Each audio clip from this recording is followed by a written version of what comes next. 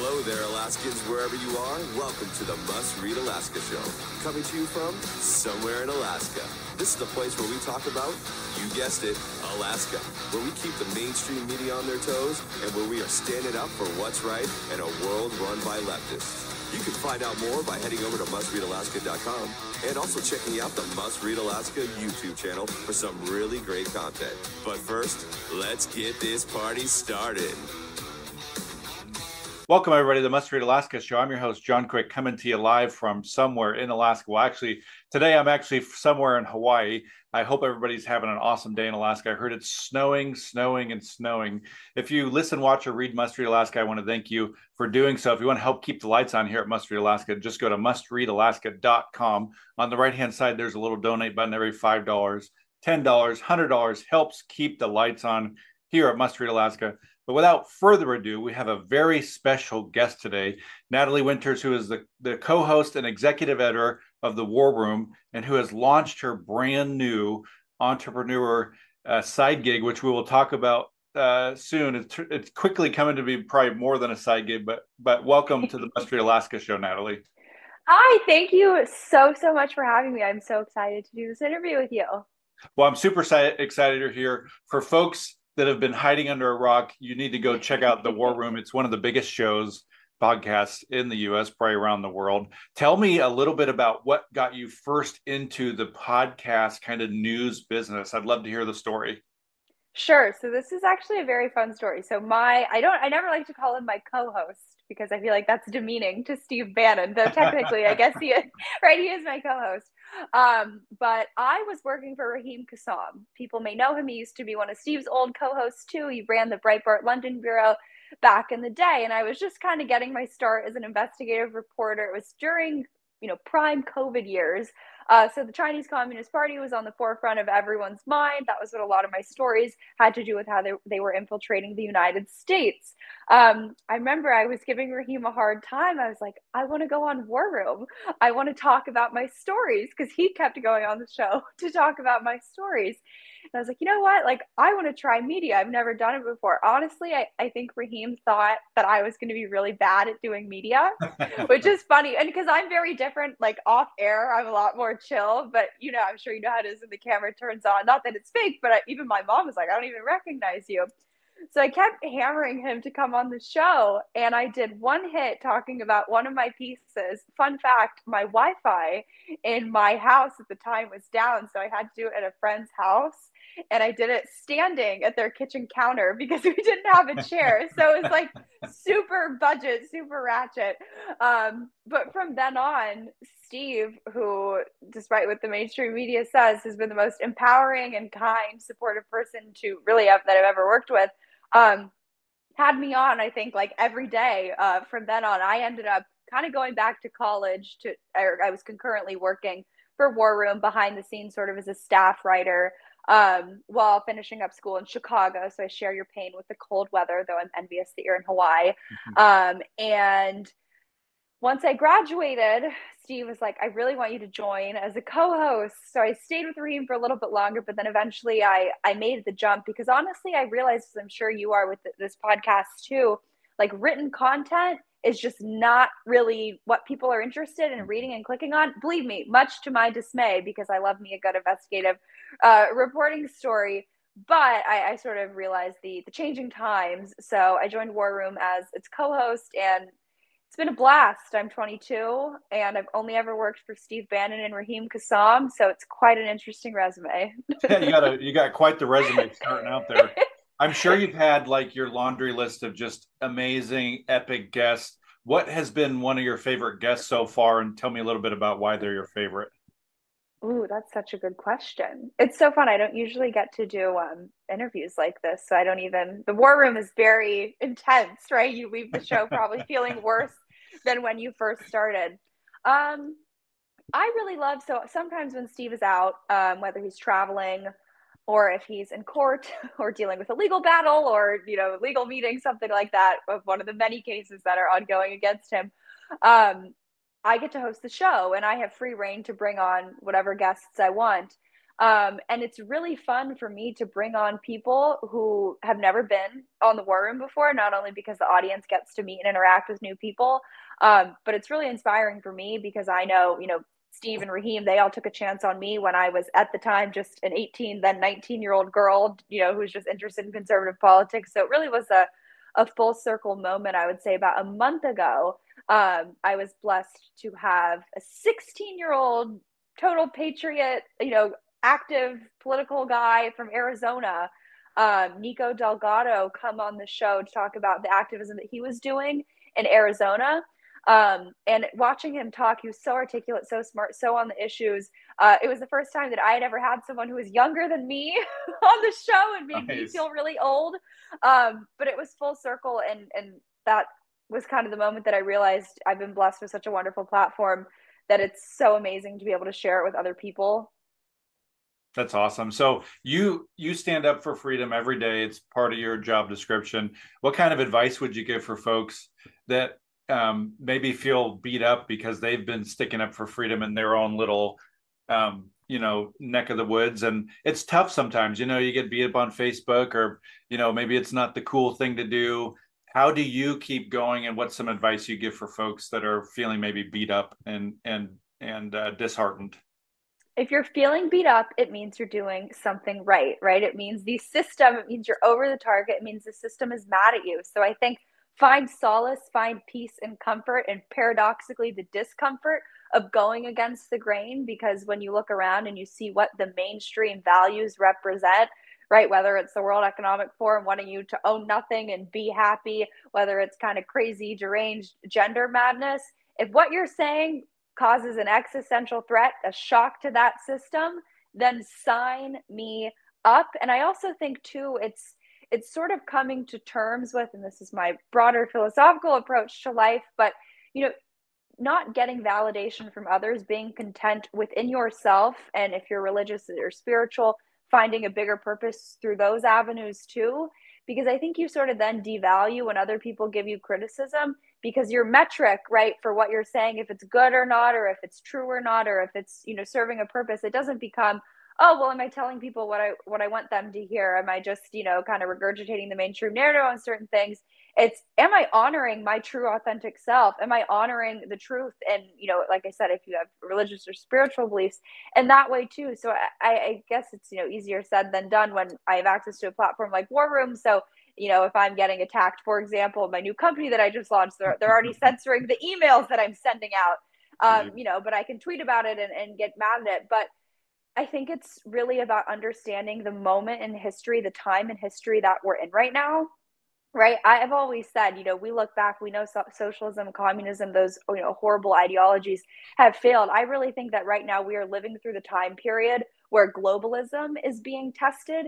And I want to be able to look back and have my children, grandchildren, people down the road be able to look back and be able to say that globalism did not work, right? This kind of outsourcing model, even I think the encroachment of these CCP authoritarian style tactics we see going on here in the United States, saying that did not work. Because I think down the road, if we don't speak our truth, if we don't prevent that from happening, we're not even going to have the ability to say globalism didn't work, because, we're going to be not enslaved to these, gulag type camps, but you're not going to have freedom of speech. We're not going to have the ability to even post that Facebook comment. So I think just appreciate all of the, blood and treasure that has been spilled before us to get us to a point where we have the freedom of speech, the ability to, say those comments on Facebook. So when someone gives you a little bit of pushback, like I said, it means you're doing something right. Well, so you're co-hosting the War Room, which is one of the biggest shows in the US, probably the world. And then you decide to start your own clothing brand to add some more responsibility in the mix. Take me back to that moment where you thought to yourself, I think I want to start my own clothing brand. What did that look like? Why did you get spurred on to quickly become an entrepreneur? So it was funny when I was getting ready to do this and do a whole kind of media blitz on launching the company. I was coming up with some of my talkers, just like guardrails, what I wanted to really, brand the company as. And usually when I do the more political shows, I focus more on the American made aspect, the taking down the Chinese Communist Party, the going against the outsourcing. But since this is more of a fun interview, you guys get the real scoop. So the truth behind it, it's sort of twofold. One, there's a shirt, there's a pretty viral picture of me. It says "Dump Him," and it's a Juicy Couture shirt that was made famous by Paris Hilton. It's pink. And I was wearing it because at the time I was just getting out of a bad relationship. I was really mad at my ex. I was wearing the shirt to express myself. It was also during the same time that the House Speaker race, or Kevin McCarthy, was potentially going to be voted out. So I was taking some pictures in the shirt, and I later posted on social media, and I was like, wait, this applies to Kevin McCarthy too. So it was in that moment that I realized there was this merger of sort of this, cheeky, fun fashion in the political realm that wasn't so in your face, because I think a lot of political apparel, and again, it's not even just conservative, but the free thinking, like for example, my shirt says low social credit score, a little bit conspiratorial is one of the hats, so it's fun, but there's sort of an esoteric double meaning to it.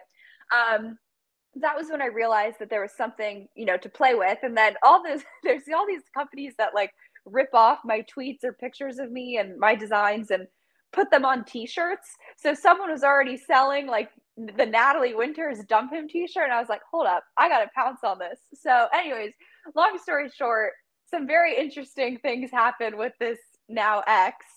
And I shipped my dog back to LA. I moved back here from DC.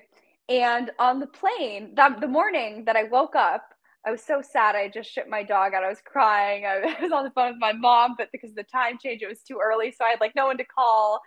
And I was on the plane. I boarded the plane. I had no intention to do anything. And this was only like 2 or 3 months ago.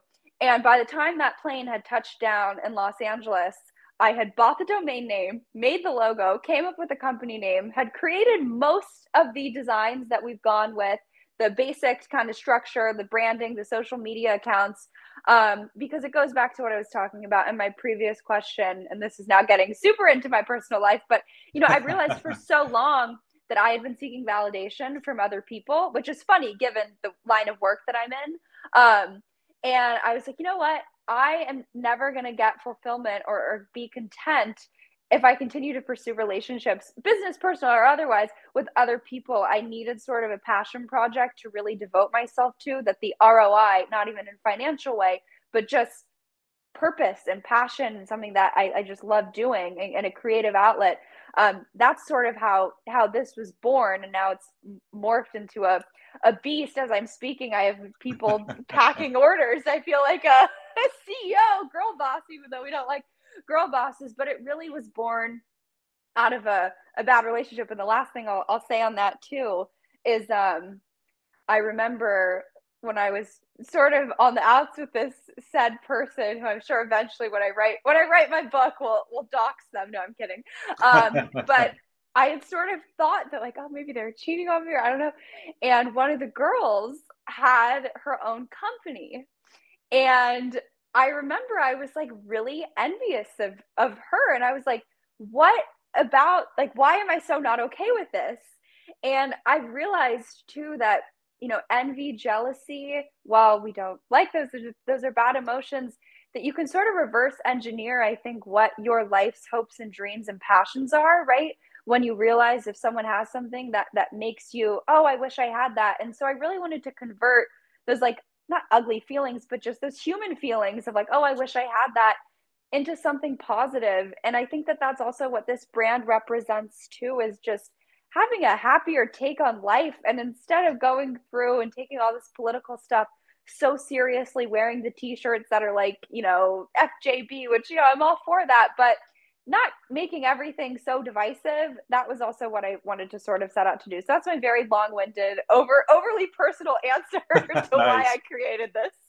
So you launched the clothing company. Tell me about the feeling that you get when those first orders arrive, because you and I were chatting a little bit before, and we're not talking about 1 or 2 orders. We're talking about a lot of orders. Tell me about that feeling when you sit back and realize, holy crap, this thing could have some legs to it. Yeah, we're talking about hundreds, and we've only been in business a week, which is just absolutely, mind-blowing. I don't even know what the right word is to use to describe it. But I also think the coolest part too is that all this stuff is made in the United States. It's here in Los Angeles. It's super good quality. It's amazing. But the prices, if you look on the website, you wouldn't know. In other words, the business model that I have, what I was able to work with these suppliers on, it's actually not a ridiculous premium. So I think even the fun designs, my stuff aside, it really goes against, I think, the narrative that, USA made has to be super expensive. It's sort of, I think, a shock to the system in that sense. And it's been really cool to work with these factories who are so committed to really bringing back an American, kind of manufacturing renaissance. So taking me out of it, it's amazing to see that this business model doing USA made stuff actually works from a pricing perspective.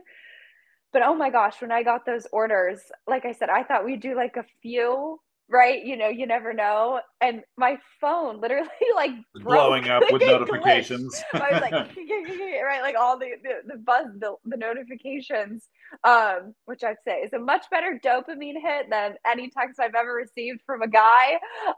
But it's just, again, it's something so much bigger than me.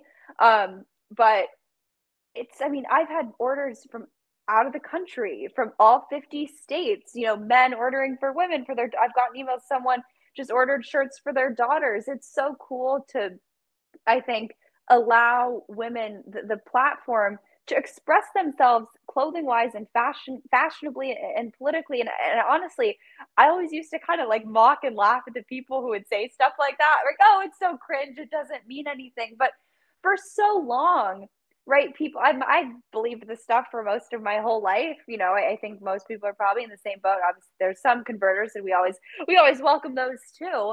But for so long, it's not just that the market has been untapped, but you think about the graphic T-shirts that you see nowadays. Like if you were to walk into Urban Outfitters, Abercrombie and Fitch, it's not just that it's promoting the Pride Month stuff or values that, again, maybe some people are into that, but are at odds with, I would say, at least half of the country. But I also just think that there's a missed opportunity when you see graphic T-shirts that say like, XOXO. It's like, I would argue we're living in a time of spiritual warfare where if you have the chance to, be an ambassador for your values and show off your stuff in style, that you really should take that chance. And I think it's just really empowering to give women the chance to actually do that now. Because before, like I said, if you were to try to find women's conservative or free thinking apparel, it just didn't exist. And as you can probably gather from this interview, not only am I a California crazy, but I love the health and wellness stuff too. I hate seed oils for your audience who's familiar with that. So like one of the hats somewhere behind me, it's that one. It's like seed oil free wellness club. And we have totes and sweatshirts and tanks and tees and everything. And that design too. So it's just everything that is mainstream, which is probably why they're already censoring me. But it's just been an absolute blessing. It's been so fun, and I feel bad for my mom who's helping me pack all the orders, but it's been so cool. So tell folks where they can find your clothing brand. Give us a website, social media handles. Yes, I'll give you all the coordinates. So she's so right. That's it's for War Room Posse listening. That's it. That's a Steve lift. She's so right.co, not .com. I have to sue or pay for that domain name. But she's so right.co is how you can get access to the shop. Some of the items have already sold out, but you can pre-order. I literally just placed the order for all the new stuff, so it's coming there. If you want to follow us on social media, it's shop She's So Right. That's a tongue twister. We're on basically every social media platform ever. And then my personal is Natalie G. Winters on all platforms, and War Room is live somehow for 4 hours a day. It's mainly Steve hosting, but you can get that really anywhere except YouTube or Spotify because we're banned on there, which tells you all you need to know. My guess is you're on Rumble, right? Rumble, realamericasvoice.news, warroom.org. It's aggregated as an Apple podcast. Nice. Yes. So there's going to be folks, listening in that, maybe are in college or just graduated high school, and they're like thinking to themselves, man, I can't do everything that Natalie's doing. But what's some advice you'd give for those folks, right? Because they can do what you're doing. what's some advice you'd give to them to just start? Maybe they want to start a podcast or their own clothing brand, or be a social media content creator. What's some advice you'd give to them? Well, I think you answered your own question. It's just start. And I know that's easier said than done, but my niche advice, my more nuanced advice, I can only speak on being young and in the political space, is I would say two things.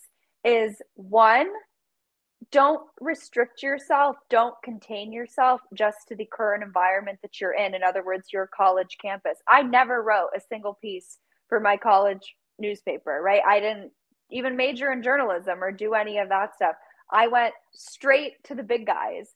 And how I did that, literally a friend of mine just texted Raheem and was like, hey, do you want an intern for the summer? And it was as simple as that. People love free work, so capitalize on that.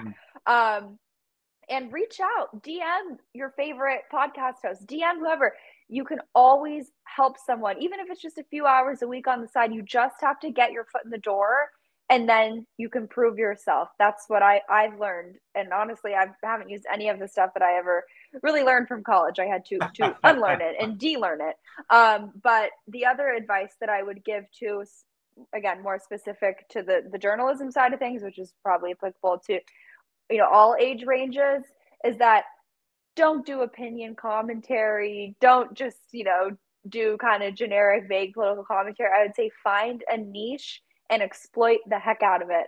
I really focused on the Chinese Communist Party and how they infiltrated the United States. That's what I really built my career on.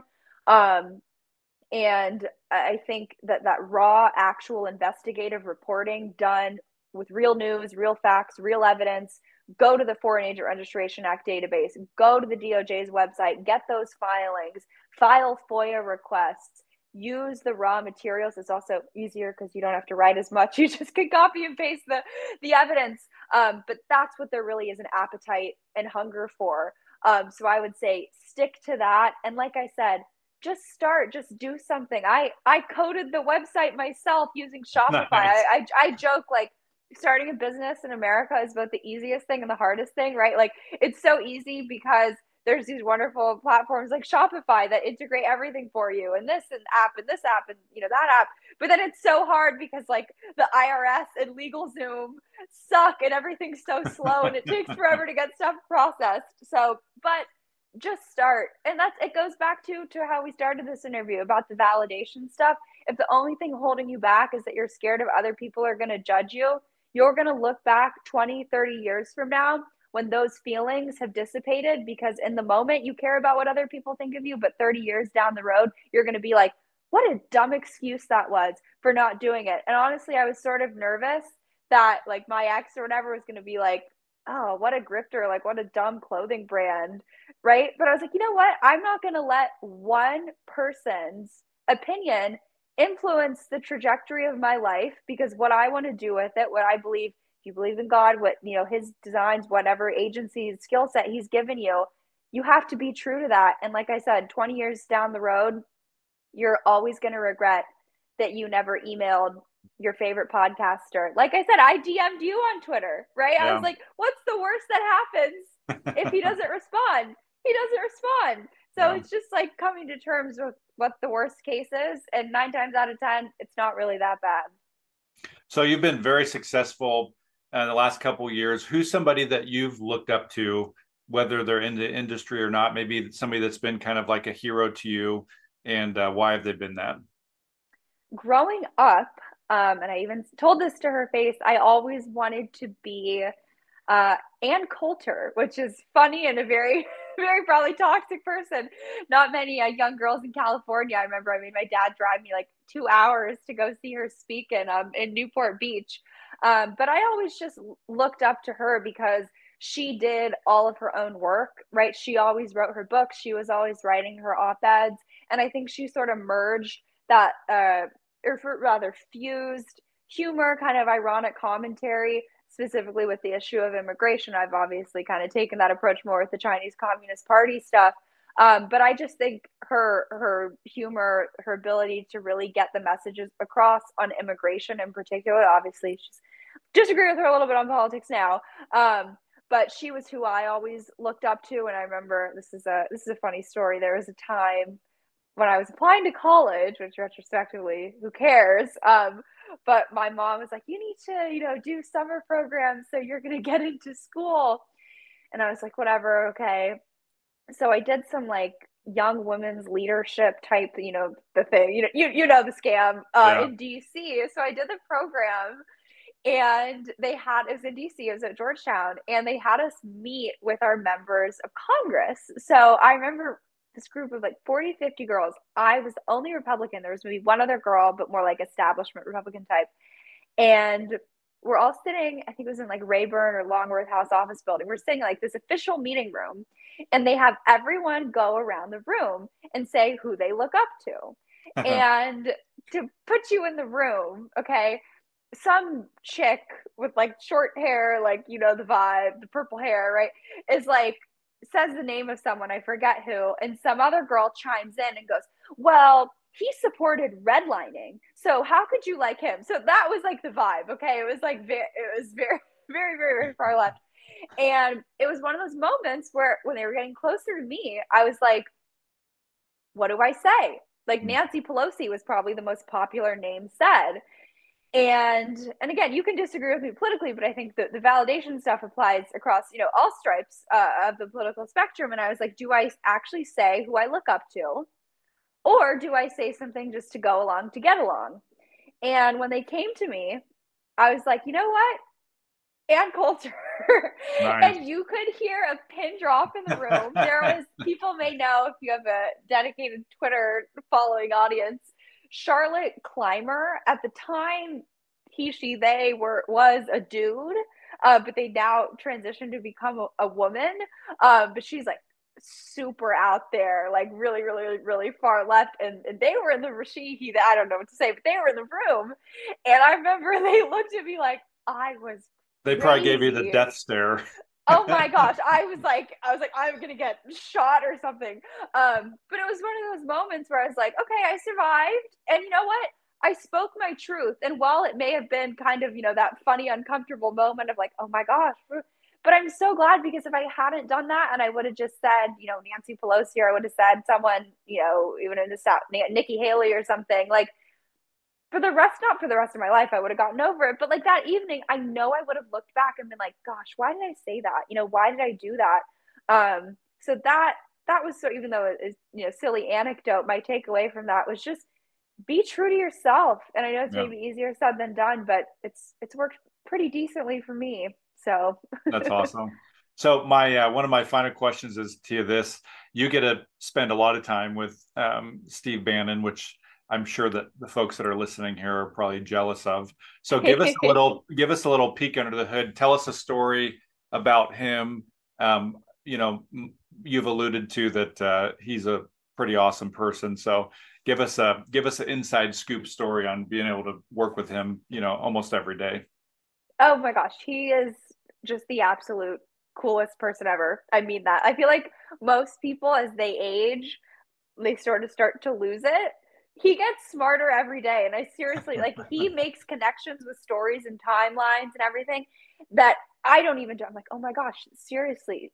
And he works nonstop. I mean, he will text me stories at like 3 a.m. and then he's up at 6 a.m. It's crazy how dedicated he is to this, and his like niche, nuanced takes, how he sees how all of this stuff overlaps. But I would say the two things that people probably like wouldn't really be able to tell is he's a total gossip. Like, he loves talking. He loves to, I don't know if I can cuss on this, but shoot the S, you know what I mean? About everything, which is really fun. And he's really, he always knows what's going on. It's like he's like a high school girl. He loves to, like, he's always asking me like, oh, did you hear so and so? But he's also, and I know this, I'm not paid to say this, but I truly mean this from the bottom of my heart. Like, when I have had things come up, either health stuff or even just like little things, like, something had happened, and he was like, Natalie, just leave. It's fine. Prioritize your safety. Like, he is the most kind, supportive, and caring man that I seriously have. I mean, I think of him in some ways like a dad. He's been so protective and supportive and kind towards me. Like, I won't get into details about any of the specifics, but he is always the first person to offer his support, his help. However, anytime I call him with he is always, always, always there for me. And I think in politics, especially with such accomplished men and women, it's not a gender thing, but you could get away with treating people really poorly. Like, there are those, hot tapes of all those Fox hosts, like, yelling at, the staff, yelling at the writers. I only want like, red Skittles. Yeah, right. Like, don't get me wrong, Steve will always yell, and as you could imagine, it's like, a high stakes environment, but he's such a kind and supportive person, and our movement, there's no one like him in it. And his ability to create personalities on the show and really cultivate talent, and heck, give me a platform and a chance when I was a 19-year-old girl and he had me on his show. You know what I mean? Like, that shows you, for all the people calling him a sexist and every name in the book, he let a 19-year-old girl host his show. You know what I mean? And against people, I'm sure all the left-wing media would say, oh, well, he still hates women, but he really is just, I mean, I'm not usually at a loss for words, but he's just such a genuinely kind, supportive, even when we do meet and greets, like, I get overwhelmed. I'm like, this is so weird. I'm like, if you know who I am, you're in way too deep. Like, this is too much. But, so I kind of tap out, which is bad, but I can only handle so much sometimes. He stays with everyone and talks to everyone. You know what I mean? Like, he is just so kind. He's So, Natalie, any last minute thoughts here before we head out? Give us one more time where folks can find your new clothing brand. And I really appreciate you coming on. No, thank you so much for having me. I love doing interviews where I get to talk about things other than the collapse of America. It gets very depressing after a while. We'll have to do another one of these where we talk about workout stuff, because I love Pilates, and I've never done an interview where I've gone to talk about that, and I could talk your ear off about that. But you can go to she'ssoright.co to get all the merch, all the swag, hats, sweatshirts, tanks, tees, stickers, bumper stickers. If you're listening and you're part of the War Room Posse, we got some action, signal, not noise, and no conspiracies, but no coincidences. Bumper stickers, those are sayings that we use on the show quite a lot. Also, shameless plug, but for the guys, if you need a really, really, really good Valentine's Day gift, I would say she'ssoright.co is the place to go. Not just because you aren't supporting woke companies that hate you, but the stuff's really cute and it's pink. It's perfect. Like I said, I'm Natalie G. Winters on all platforms. And my final thoughts, I would say, are whatever you're thinking about doing, whether it's the podcast, the clothing line, asking that person out, whatever it is, just do it. Because the worst thing that happens, it doesn't go your way. That's a better feeling. At least you know the outcome than if you didn't actually do it and seize the moment. And you're a perfect example of that yourself, right? You started this podcast, you just did it. Human agency is such a cool thing, and we have control over our lives. So do what you want, because it's going to make you happy, and rejection isn't that bad. I've learned that firsthand many times over. Well, awesome. I really appreciate you joining us, Natalie. Folks listening in, go to she'ssoright.co. We're going to put the link in the podcast description. Go check out the clothing, go buy some. We're actually also going to be doing a giveaway. We're going to be giving away a shirt and a hat. So folks listening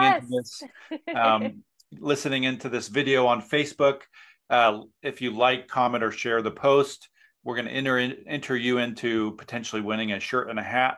So go do that right now. Go like, comment, and share this Facebook post, and take a friend, and we'll enter you to win a shirt and a hat from she'ssoright.co. Natalie, we wish you nothing but success. You're welcome back anytime. And till next time, I'm John Quick from somewhere in Alaska.